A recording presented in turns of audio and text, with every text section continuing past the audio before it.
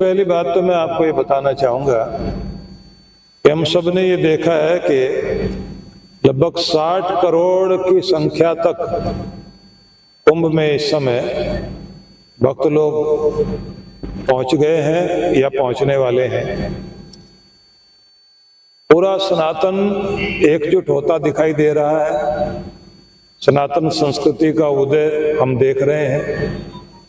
एक ऐसी संस्कृति जो बहुत सौहार्द वाली संस्कृति है, जिस सभ्यता ने पूरी दुनिया में संसार के सताए हुए लोगों को शरण दी, सबके साथ मिलकर रहे, अनेक भाषाएं, अनेक परंपराओं को मानने वाले लोगों को अगर अपने देश में बहुत अच्छे से स्थान दिया, दिलों में स्थान दिया, व्यवहार ठीक से निभाया, दूसरों को बर्दाश्त किया, दूसरों की अशिष्टता को भी बर्दाश्त किया, तो ऐसी सनातन संस्कृति जो अब तक बहुत अच्छे रूप में उभरती रही और 1000 वर्षों का वह समय भी देखा जब अत्याचार, गुलामी और अंग्रेजों की कॉलोनी बन करके इस देश को रहना पड़ा। तो ऐसे में भी हम देखते हैं कि हमारी ये संस्कृति सुरक्षित रही है और हम लोग आज तक भी अपनी परंपराओं को निभाते हुए आ रहे हैं। कुंभ पहले भी होते रहे हैं, धर्म कर्म चलते रहे हैं। अभी इस समय कुछ चीजें बड़ी आवश्यक हो गई हैं जो मैंने अभी कुंभ में अनुभव किया। उससे पहले मैं थोड़ा सा आपको बताना चाहूँगा। हमारी एक संस्था है विश्व जागृति मिशन नाम से, जिसके लगभग 86 ब्रांचेज भारत में हैं। 11 देशों में हम बाहर हैं। आइए, तो सभी जगह कार्य कर रहे हैं। हमारे काम करने के 2 ढंग हैं। एक तरीका है कि चेतना जागृत करने के लिए धर्म की और संस्कृति की वेद, उपनिषद, गीता, रामायण, पुराण, सभी पवित्र ग्रंथों के महान शिक्षाओं को लोगों तक पहुंचाने के लिए हम जगह जगह सत्संग करते रहे हैं और अब तक के मेरे रिकॉर्डेड प्रवचन लगभग 7500 हैं। 50 वर्ष स्टेज पर बैठते हुए हो गए। 70 वर्ष की आयु तक मैं अब पहुंच चुका हूं। ये एक प्रकार है हमारा सत्संगों के माध्यम से समाज को जागृत करना। दूसरा हमने तरीका ढूंढा है, मंदिरों की स्थापना की जाए, देव मंदिर बनाए जाए। जैसे यहाँ भी आप मंदिर देख रहे हैं, ऐसे 24 मंदिर हमने पूरे भारतवर्ष में बनाए। मंदिरों के माध्यम से हमारी चेष्टा ये रही है कि बच्चों में संस्कार भी आए और मंदिर जो है वो चेतना जागृत करने के साथ साथ व्यक्ति की आध्यात्मिक पृष्ठभूमि को ऊंचा उठाए और ईश्वर से मिलने के लिए व्यक्ति के लिए जरिया बने, माध्यम बने। इसके बाद में हमारी एक और भावना जागृत हुई कि हम लोगों को ध्यान की तरफ आकृष्ट करें। हमारे पूर्वज तप करते थे, तो 2 तरीके हमने निकाले कि वर्ष में एक बार किसी तीर्थ में लोगों को लेकर जाएं, वहां उनसे साधना कराएं और तीर्थ का महत्व लोगों को समझाया जाए। दूसरा तरीका हमने ढूंढा कि एक बार पहाड़ों में ले जाकर भारत की जो तप वाली परंपरा है उससे भी जोड़ा जाए और उसमें विषय रखा गया कि हम जो मोक्ष प्राप्ति के लिए, मुक्ति के लिए चेष्टा करते हैं कि अपने अंतःकरण का शोधन कर लिया जाए कि जिस जगडवाल में उलझे हुए अगले जन्म में वहीं से कहानी शुरू ना हो। तो वर्ष में एक बार चांद्रायण तप के लिए हम लोग हिमाचल में लेकर जाते हैं। वहाँ हमारा एक अंतरराष्ट्रीय साधना केंद्र है, व्यास नदी के तट पर। तो ये एक रूप हुआ। दूसरा रूप है कि हमने समाज को ये कहा कि अगर आप भक्त हैं और धार्मिक इंसान हैं तो भक्त के अंदर एक स्थिति और भी होती है कि वो दया करना चाहता है, क्योंकि जो भी भगवान को याद करेगा तो याद शब्द को उल्टे तो वो दया बन जाता है। जब आप दया करते हैं भगवान आपको याद करता है। तो समाज के लिए आप क्या दे रहे हैं? तब मेरे मन में ये आया कि हम समाज के लिए कुछ ऐसे काम करें जो हमारा नाम हो ना हो, हमें लगे कि हमने धर्म दूसरों तक पहुंचाया। तो समाज में जो सबसे पीछे खड़ा हुआ है, हमारे मन में आया कि पहले हम उसके लिए काम करें। उसके लिए हमारे मन में आया कि वो कौन व्यक्ति हो सकता है। दिखाई दिया अनाथ। अनाथ जो है सबसे पीछे है। अनाथों में भी सबसे पीछे कौन? आदिवासी, जिसके माँ बाप को नक्सली लोगों ने मार दिया। वहां वो लोग पहुंच गए जो उनको ईसाई बना रहे हैं, या नशे का एडिक्ट बना रहे हैं, या माफिया में शामिल कर रहे हैं। मैंने वहां से शुरुआत की। झारखंड में हमने 2 विद्यालय बनाए। रांची के पास में एक विद्यालय रुक्का स्थान में है, दूसरा है खूंटी में। उसके बाद उन्हें और एडवांस एजुकेशन दी जा सके, तो उसके लिए फिर मैंने सूरत में एक अनाथालय बनाया, जिसमें एक इंटरनेशनल स्कूल भी बनाया, जिसमें वो बच्चे बाद में पढ़ने के लिए वहां आते हैं। उसके बाद में दूसरी बात सामने समझ में आई कि भारत देश को राम का देश, श्रवण कुमार का देश माना जाता है। माँ बाप को सम्मान देना, बड़ों की इज्जत करना। तो यहाँ जनरेशन गैप खड़ा हो गया है।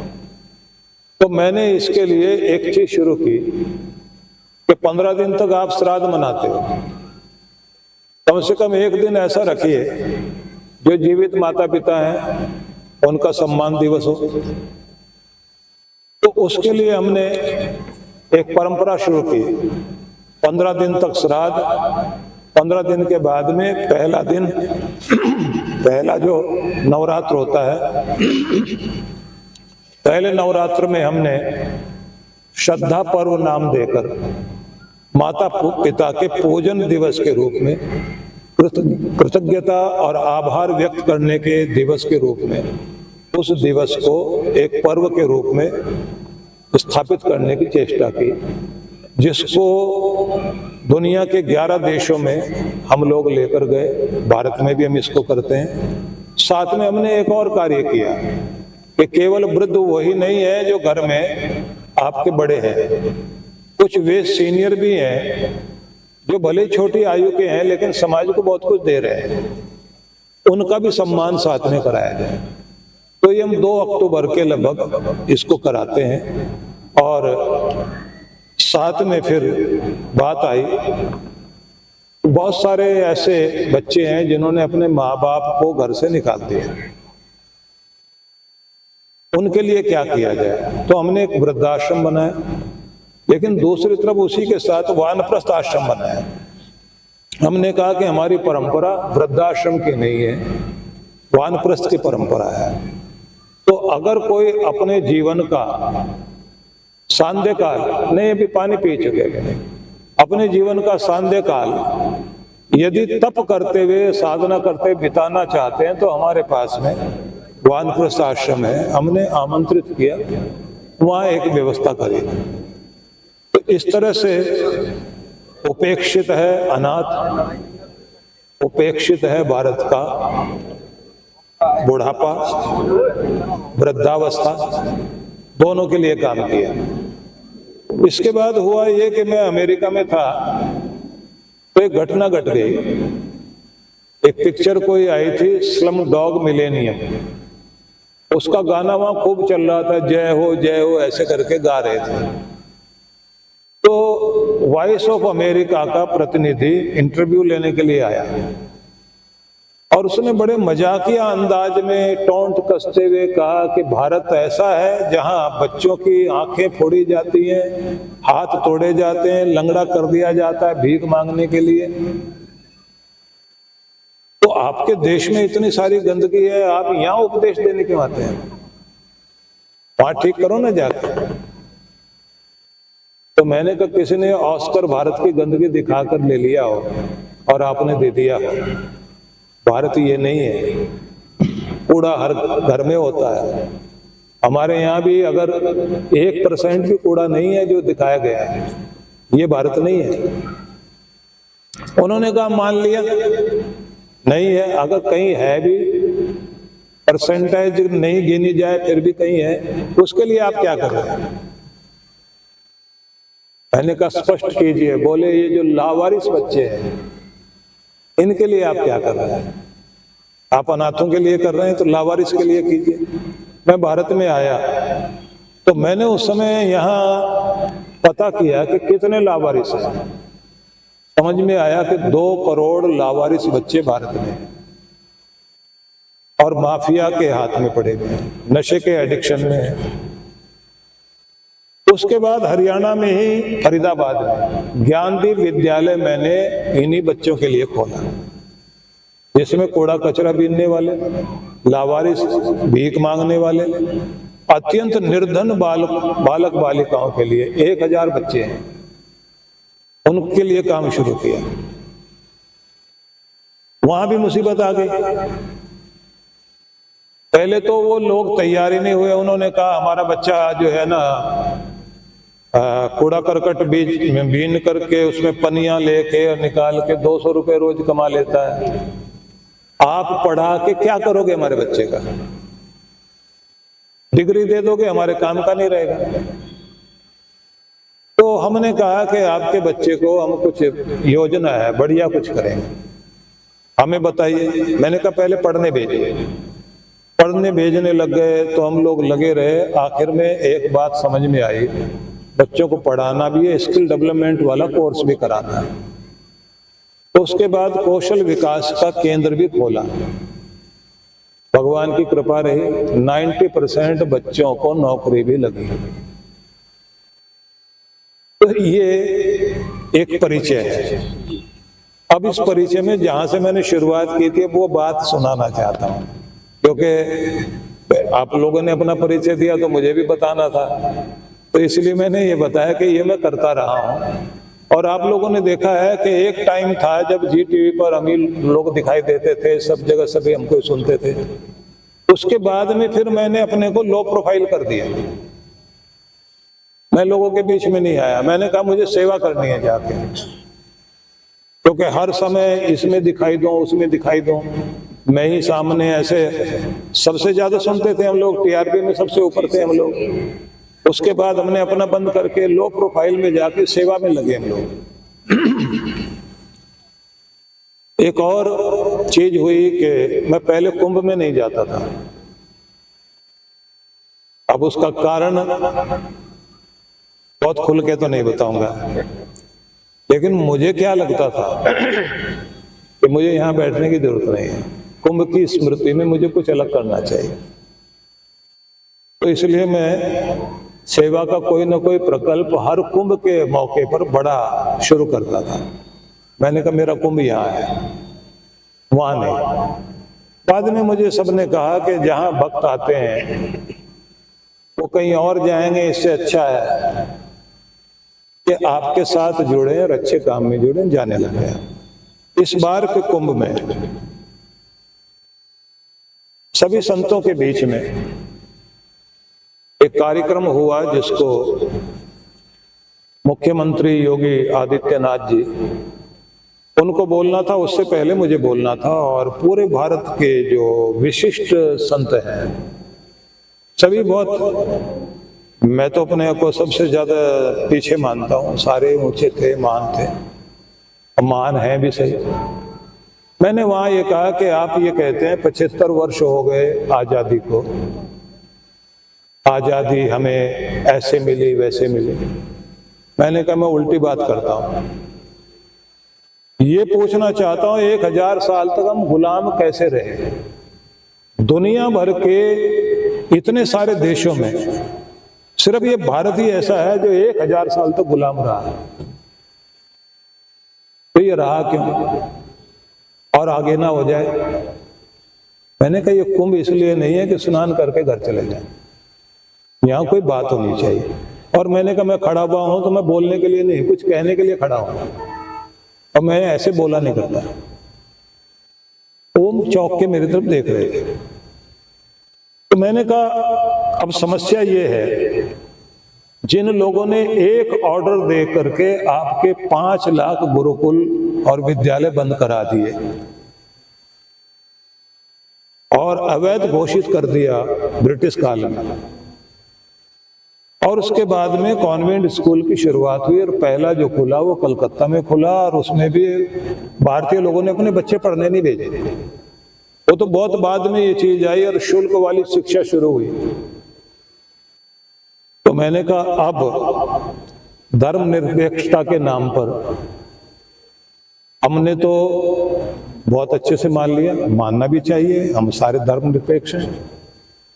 समस्या वहां आती है कि मस्जिद के साथ तो मदरसा है, मंदिर के साथ गुरुकुल नहीं है, मदरसे के साथ मस्जिद, मस्जिद के साथ मदरसा, कॉन्वेंट स्कूल चर्च के साथ और चर्च के साथ में कॉन्वेंट स्कूल। अब मैंने कहा इतने आश्रम सब बाबा लोगों के हैं, गुरुकुल क्यों नहीं है? मंदिर इतने सारे हैं, संस्कार केंद्र क्यों नहीं है? आपका बच्चा आपके मुंह में अंतिम समय में गंगा जल डाल सके, जिम्मेदारी किसकी? अब मैंने कहा पूछोगे भाई आप क्या करोगे? मैंने कहा मैं 10 गुरुकुल अगले कुंभ तक खोलने का संकल्प करता हूं, आपकी बात आप जाने। और मैंने कहा स्थान स्थान पर हम लोग जितने भी मंदिर हमारे से हो सके हम संस्कार केंद्र खोलेंगे। अब हमारी योजना है भारत के वो सारे शिक्षक शिक्षिकाएं जो रिटायर्ड हो गए हैं, ऐसे रिटायर लोगों को हम कहेंगे समय दीजिए, आपके पास विद्या है, एक कोर्स बना के हम देते हैं, अपने देशभक्ति, अपने माता पिता का सम्मान, एक अच्छे ढंग से बच्चों के अंदर मैनर्स दिए जा सके, संस्कार वो दिए जा सके जिससे वो बच्चे अपने ऊपर गर्व कर सकें, अपने देश को ऊंचा उठा सकें। तो उसे देने की और भारत की पहचान देने के लिए मिल करके काम करते हैं। तो इसलिए मैंने सिर्फ बताना इतना ही था कि ये संकल्प हुआ था, उसी की बात आपके सामने की। बीच में परिचय इसलिए देना पड़ा कि जिससे आपको ये भरोसा रहेगी, सारे रेशे इकट्ठे होंगे तो रस्सी बनेगी, सारे तिनके जुड़ेंगे तो झाड़ू सफाई करेगी। तो उस एक रस्सी में बंधने की जरूरत है, सबको मिलके काम करना पड़ेगा। और जो आपकी पीड़ा है, जो आप कह रहे हैं, ये आपने समाज का वो स्वरूप बताया है जो इस समय है। देखिए हर माँ बाप ये चाहते हैं उनके बच्चे सुरक्षित रहें, जीवन साथी अच्छा मिले, प्यार करने वाला भी हो, निभाने वाला भी हो।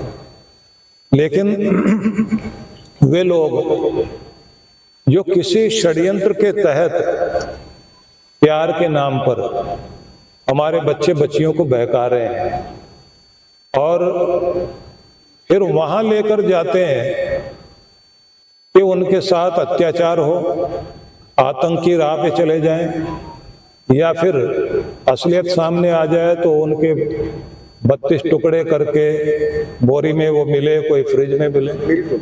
ये एक दुखद स्थिति देश में दिखाई दे रही है और सोचने वाली बात है कि आपको क्या तेल लगाना, कौन सी क्रीम लगानी है, कौन सा आटा खाना है, क्या आप खाओगे, क्या पहनोगे, ये आप तय नहीं कर रहे हैं। ये कुछ लोग हैं जो आपको बताते हैं विज्ञापन करके। जी। कुछ लोग हैं कि किन को चुनोगे आप, कुछ लोग हैं जो आपको भड़का करके तैयार करते हैं, पत्थर फेंको इनके ऊपर। कुछ लोग हैं जो तैयार करते हैं कि इनका जुलूस रामनवमी का नहीं निकलेगा। कुछ लोग हैं जिनकी चेष्टा ये है कि ये अपना त्योहार ना मनाएं। कुछ लोग हैं जो आपके मंदिर में अगर आप कीर्तन भी कर रहे हैं, वहां कोई ना कोई एक पन्ना फटा हुआ डाल देंगे और कहेंगे अपमान कर दिया तुमने तो धर्म का हमारे। हमारे देवी देवताओं के मंदिरों में मूर्तियां तोड़ के फेंक दें, हमें फर्क नहीं पड़ रहा है, हम लोग तो शांत हैं क्योंकि निभाते आए हैं। तो कुछ लोग हैं जो सब खेल खेल रहे हैं और वो अंतर्राष्ट्रीय स्तर पर खेल चल रहा है। और दुखद बात यह है, फिल्मों के माध्यम से भी जो कुछ हो रहा है, और उससे भी ज्यादा पीड़ा वाली बात यह है, कुछ घराने और कुछ खानदानों के हाथ में अलग अलग चीजें आ गई हैं। मतलब मीडिया में भी कुछ घराने हैं जिनके पास ये हमारी विचारधारा, इसको तुम प्रसारित करोगे, ये नहीं करोगे। नौकरी करनी है उन्होंने, नौकरी करनी है, चैनल चलाना है, अखबार चलाना है, सब कुछ करना है। विज्ञापन उसी के नाम पर मिलेंगे। यस, उससे भी आगे अगर हम जाएं तो बहुत आगे तो नहीं जाना चाहिए, क्योंकि शासन प्रशासन के क्षेत्र में भी जो घुसाए गए हैं लोग, वहां भी निर्णय करने वाले लोग, ऐसा लगता है कि हम आने वाले समय में अगर आज नहीं जागे तो सुरक्षित नहीं रह पाएंगे। जो ज्यादा जानता हो उसको पीड़ा ज्यादा होती है, खुल के बोल भी नहीं सकते। इसलिए आप एक केरला स्टोरी या कश्मीर फाइल देख करके प्रभावित हो, या फिर जो आंध्र और दक्षिण भारत में फिल्म वहां भी बनी है, क्या कुछ घटा है? आपके यहाँ तो अगर शिवाजी की तलवार मूर्ति में भी दिखाई दे रही है तो उसको भी तोड़ा जाता है। तो ऐसे में क्योंकि हम जहां बैठे हुए, हमारा कर्तव्य बनता है कि समाज को जोड़े रखें, तो अपनी पीड़ा को दबाएं और संतुलन बनाएं। इसलिए बहुत संयत शब्दों में भी अपनी बात कहते हैं, तो भी ये चेष्टा रखते हैं कि कहीं पर भी कोई ऐसे शब्द नहीं निकले जिसका मतलब कोई अन्यथा लिया जाए। हमारी चेष्टा यही रहती है समाज में सौहार्द बना रहे, लेकिन किंतु परंतु परंतु परंतु ये सौहार्द बन तो नहीं रहा ना सर। ये सौहार्द जो है, जो हम कहते हैं, बन नहीं रहा और बिगड़ रहा है। अब यहाँ मैं एक बात कहूंगा, विकास की यात्रा जारी है, विकास हो रहा है, बहुत अच्छी बात, बहुत बढ़िया, बहुत अच्छी बात, विकास करते रहिए। पेरिस ने भी करा, लंदन ने भी किया। कौन है जो उनके सारे विकास को उठा करके जमीन में धसा रहे हैं? उनका पेरिस पेरिस नहीं रहने दे रहे हैं, आपका विकास विकास नहीं रहने देंगे। आपकी चौड़ी सड़कें, आपकी ऊंची इमारतें संभल कर रहेंगी। कौन है?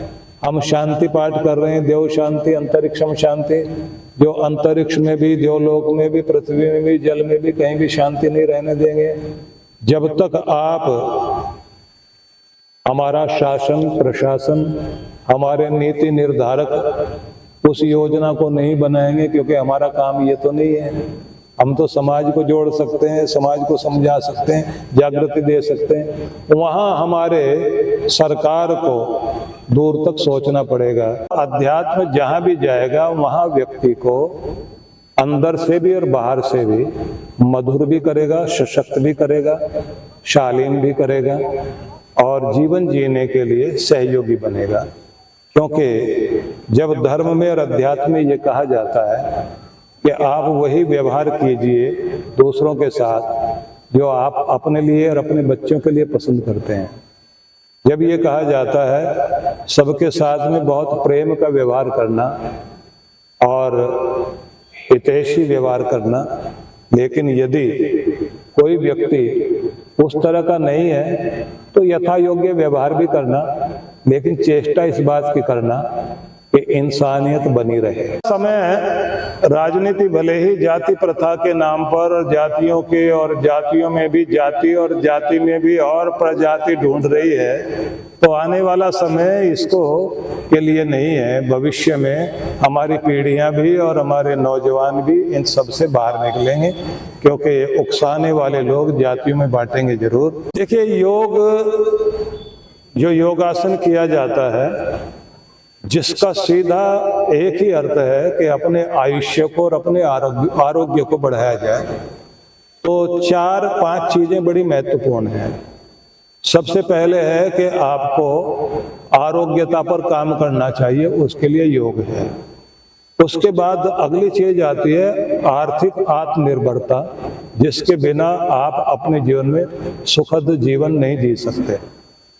तीसरे नंबर पर आता है पारिवारिक प्रसन्नता, और चौथे नंबर पर आता है सामाजिक प्रतिष्ठा, 5वें नंबर पर आता है ईश्वर, गुरु और बड़ों के प्रति निष्ठा, वफादारी, उसी में देश भी आ जाता है।